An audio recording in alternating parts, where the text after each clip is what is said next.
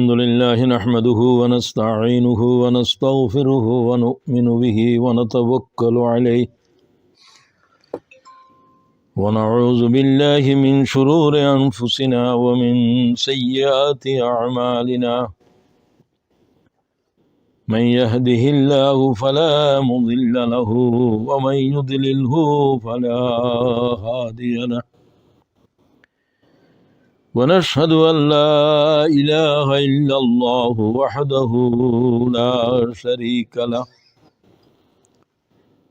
ونشهد أن سيدنا ونبينا ومولانا محمد صلى الله تعالى عليه وعلى آله وأصحابه وأزواجه وذرياته وأهل بيته وأحبابه وعترته أجمعين فقد قال الله تعالى في القرآن العظيم أعوذ بالله من الشيطان الرجيم بسم الله الرحمن الرحيم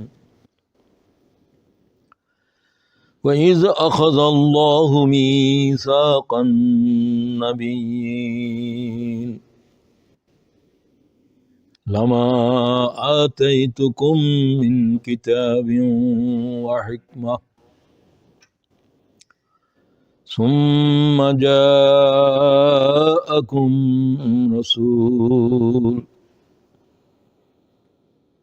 رسول مصدق لما معكم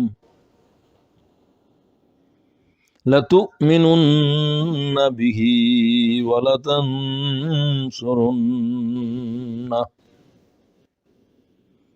قال أأقررتم وأخذتم على ذلكم إصري قالوا أقررنا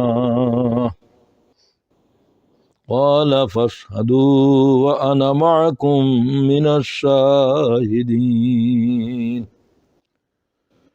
فمن تولى بعد ذلك فأولئك هم الفاسقون صدق الله العظيم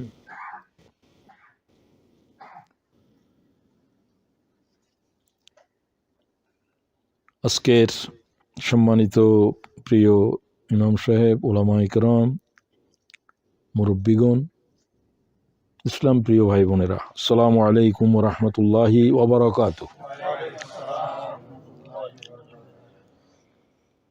আমরা একটা গুরুত্বপূর্ণ সাবজেক্টের উপরে আল্লাহর উপরে ভরসা করে আলোচনা শুরু করেছি। আজকে থেকে কিছুদিন চলবে। মুহাম্মদ ইন দ্য কোরআন সাল্লাল্লাহু আলাইহি ওয়াসাল্লাম, এই হেডিং এর উপর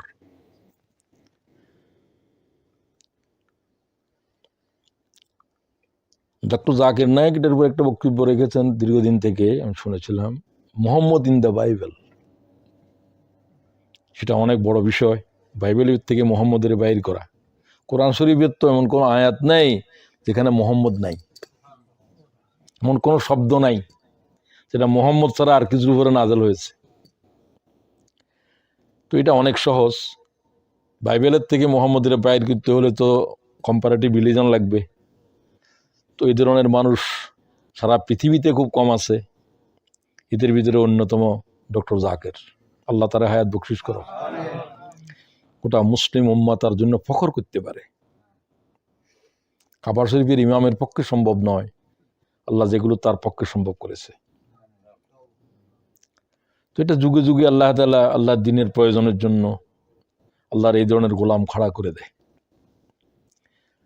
এক এক জমানায় এক এক শতাব্দীতেও এরকম এক একজন লোক আসে যাদেরকে মুজাদ্দিদ বলে হাদিসে বলা হয়েছে, দ্বীনকে করার জন্য। ডক্টর জাকির সেই পর্যায়ের লোক। যাই হোক, তো মুসলিম উম্মার অহংকারের বিষয় যাকে নিয়ে আর মুসলিম উম্মার কিছু জ্ঞানী মানুষ তার সম্পর্কেও না কমেন্ট মন্তব্য করে। মন্তব্য করা থেকে দূরে থাকবেন। মন্তব্য খুব সাংঘাতিক জিনিস, খুব ভালো জিনিস নয়। পরামর্শ দিতে পারেন কাকেও, কোনো বিষয়ের উপরে ডাক্তার জাগেরেরও দিতে পারেন যাকে ইচ্ছা। মন্তব্য করে দেওয়া তো ভয়ঙ্কর বিষয়। মন্তব্য করার উপরে আপনার জান্নাত জাহান্নাম নির্ভর করবে। আপনি মন্তব্য করলেন যে এই তো কাফের হয়ে গেছে, ফাসেক হয়ে গেছে, এটা যদি সে না হয় আপনি ফাসেক হয়ে যাবেন দুনিয়াতে যাওয়ার আগে। এটা তো বিশুদ্ধ হবে, হাদিসে প্রমাণিত। বুঝতে পারছেন? দিনের জিহাদের জমিনের উপরে চলতেছে, এই হাদিস আপনাদের কাছে আমি বলছি। এত বাহাদুরের সাথে যুদ্ধ করছে, শত্রুর গুহের ভিতরে ঢুকে যাচ্ছে। সাহাবেরা অন্যরা বলছে, আর রাসূলুল্লাহ, হুজুর নিজে ছিলেন সে যুদ্ধে। উমুকের নাম বললেন, হয়তো মনে করেন নাম আব্দুল্লাহ, সে সবচেয়ে বাহাদুরের সাথে যুদ্ধ করছে আমাদের মধ্যে, হয়তো শহীদ হয়ে যাবে আল্লাহ দিনের উপরে সবচেয়ে বড় মর্যাদা নিয়ে। রাসূলুল্লাহ কিছুক্ষণ চুপ ধরলেন, বললেন যে ফয়সালা দেওয়ার সময় এখনো আসেনি। তুমি যে বাহাদুরের সাথে মারা যাবে, শহীদ হয়ে যাবে, এই মন্তব্য করার সময় এখনো আসেনি। কারণ প্রত্যেকের আখেরি দম পর্যন্ত দেখা লাগবে। হতে পারে খুব খারাপ মানুষ জিন্দেগির আখেরের ভিতরে একবারে মৌতের আগে দিয়ে তার ঈমান থেকে তওবা করে ফেলছে। হাজ্জাজ বিন ইউসুফ হইতে পারে, কিভাবে মরণের আগে দিয়ে কাঁদতেছে। ঐতিহাসিকেরা বলছে 25 থেকে 28 লক্ষ মানুষ ঠান্ডা মাথায় খুন করছে সব মুসলমান। এদের ভিতরে সাহাবী আছে, তাবেঈ আছে, সেই তো সেই যুগের মানুষ, তাবেঈদের যুগের। তবে তা হাসান বসরির যুগের মানুষ। হাসান বসরি দ্বারা তো হল তাবেঈর যুগের মানুষ, যারা সাহাবী দেখছেন। কি জাতের কাতেল! তো উমাইয়াদের জন্য, উমাইয়াদের গভর্নর একটু বিরোধিতা করছে, কতল করো। কতলের সংখ্যা লাখে দাঁড়াইছে, হাজার ছড়াই গেছে, লাখে লাখ। মরণের বিছানায় এত কাঁদতেছে যে খবর পাঠাইলো যে হাসান বসরিটা আসার জন্য তার সাথে একটু তওবা করতে চায়। তওবা তো নিজে নিজেই করতে পারে, তবু হাসান বসরি যাইতে রাজি হয় নাই। বলছে যে তোমার বিষয়ে, তার বিষয়ের উপরে আল্লাহর ফয়সালা, আমার যাওয়ার দরকার নেই। সবাই জানে তাকে। সে সেজদায় পড়ে কাঁদতেছিল যে ও আল্লাহ, হাসান বসরিকে ডাকছি আমি, সে জানে যে আমি, আমার জন্য তো কোনো রেহাইয়ের পথ নাই, আমার হাতে এত লোক খুন হয়েছে। ও আল্লাহ, আমারে দয়া করার, আমাকে ক্ষমা করার তুমি ছাড়া কারো ক্ষমতা নাই। এই বলে কাঁদতে কাঁদতে ওই সিজদার ভিতরেই তার ইন্তেকাল হয়ে গেছে। হাসান বসরির কাছে এই খবর গেল। তিনি বললেন, যদি এই অবস্থায় হয়ে থাকে, আল্লাহ তাকে, আল্লাহ যখন কোনো বান্দা যখন আল্লাহর কাছে মাপ চাওয়াই কাঁদে কাঁদে, তখন আল্লাহ তার ক্ষমা এটা করবেন যে তৌফিক তখন দিয়েছে যখন আল্লাহ মাফ করবে। তাকে মাফ করবে না, তাকে তওবা করারও আল্লাহ তাআলা সুযোগ দেয় না। সেটা আল্লাহর ফয়সালা। আমরা মন্তব্য করার ক্ষেত্রে খুব দ্রুত করি, করবেন না। মন্তব্য করার সময় বোঝা যায় যে আপনি তার চাইতে অনেক ভালো মানুষ। আপনার এই দিমাগ, এটা আল্লাহ পছন্দ করে না। আল্লাহর কাছে সবচেয়ে অপছন্দনীয় জিনিস দুইটা, একটা হলো অহংকার, আর একটা হলো শিরক। তো দুটার এই মূল কিন্তু শিরকের ভিতর বা তাকব্বরের ভিতর। সমস্ত গুনার কারণে জাহান্নামে যাবে, আল্লাহ শুধু এক শব্দ বলবে, এক গুনার কারণে এসছো। ফাবিইসা মাসওয়াল মুতাকাব্বিরিন। এটা কাদের জন্য জাহান্নাম বলেন? মুতাকাব্বিরিন, অহংকারের জন্য।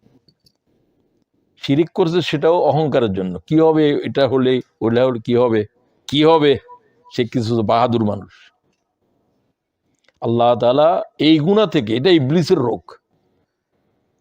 আল্লাহ কয় অহংকারী তো আছে, শুধু আমি, এটাও শিরিক। তুমি যখন অহংকার করো, আল্লাহর নামেই হলো যে মুতাকাব্বির, কিবরিয়া, কি করনেওয়ালা বলেন? কিবরিয়া, অহংকার করনেওয়ালা। আল্লাহ কয় আমি অহংকারী। আমার অহংকার সাজে, সব তো আমার গোলাম, কিছুই ছিল না। আমি মুহাম্মদের পয়দা করেছি, জিব্রাইলের পয়দা করেছি, কিছু কি ছিল? আমিই ছিলাম। ওয়াল আউয়াল ওয়াল আখির, আমিই থাকবো, কেউ থাকবে না। মুহাম্মদ থাকবে না, জিব্রাইল থাকবে না, লাখ পয়গম্বর থাকবে না, আবার জিন্দা করব। এটা আমার পক্ষে সাজে, তোর পক্ষে কি সাজে? আল কিবরিয়া ও রেদাই, অহংকার আমার চাদর, এটার উপরে হাত দিছ, এটা গায়ে দিতেছস তুই? তোরে আমি জিল্লত, তোরে আমি অপমান করে ছাড়বো। আল্লাহ কিন্তু আবার প্রতিশোধ নেয়।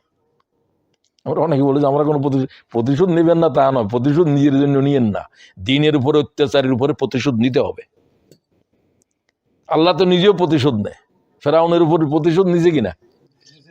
আল্লাহু আজিজুন যুনতিকাম, সবচেয়ে কঠিন প্রতিশোধ নেওয়ালা আল্লাহ তাআলা, সুবহানাল্লাহ।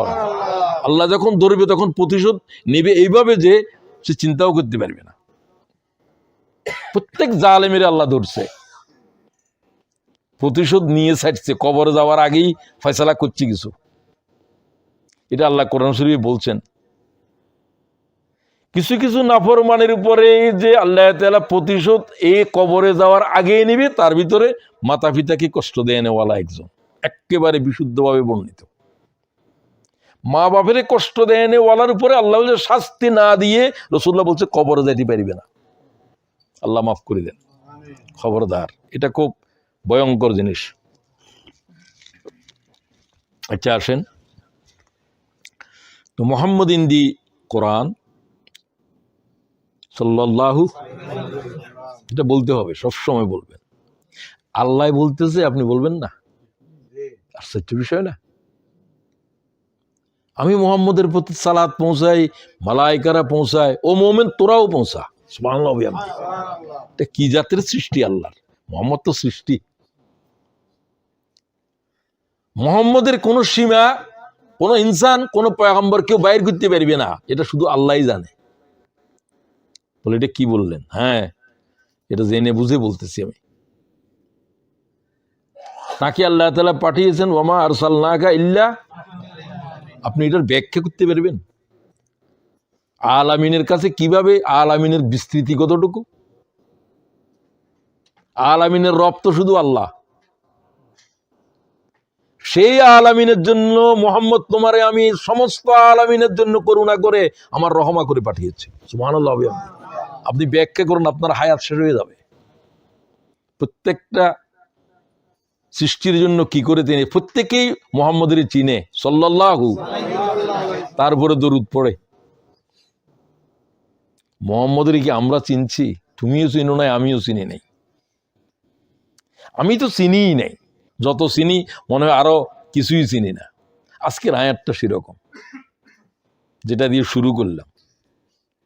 আমার কাছে রাসূলুল্লাহর উপর যত আয়াত আছে, এটা সবচাইতে বেশি আহাম, বেশি গুরুত্বপূর্ণ। আরেকজনের কাছে আরেকটা আছে, এতটুকু এলেম হতো আমার নাই। তো ওইটা হলো মুহাম্মদুর রাসূলুল্লাহকে আল্লাহ সৃষ্টির, আকাশ হয় নাই, জমিন হয় নাই, কিছু হয় নাই যখন, তখনের ঘটনা। তখন মুহাম্মদের সিরাত আলোচনা করেন, আল্লাহ তাআলাই করেন। সুবহানাল্লাহ ওয়া বিহামদিহি। দুনিয়ার জন্ম হয় নাই। ভাবতে পারেন কি রকমের বিষয়গুলো। ওয়াইযা আখাযাল্লাহু মিসাকান নাবিয়্যিন, যাদেরকে নবুয়ত দিবেন তাদের রূহকে তো, প্রত্যেকের রূহ আগে পয়দা হয়েছে। আমাদের রূহ পয়দা হয়েছে আদমের থেকে, পৃষ্ঠদেশ থেকে। তামাম বনি আদমের আল্লাহ বাইর করে বলল আলাস্তু বিরাব্বিকুম, সব রূহ এখানে। রূহ এই তো আসল। আপনি আপনার রূহ, আপনি চলে গেলে রূহ চলে গেছে, দেহ পড়ে আছে, মানে আব্দুল্লাহ চলে গেছে, আব্দুল্লাহ মারা গেছে, মানে আব্দুল্লাহ চলে গেছে। এখন এটা ছিল বাহন, গাড়ির থেকে নামে গেলাম, গাড়িটা রয়ে গেছে।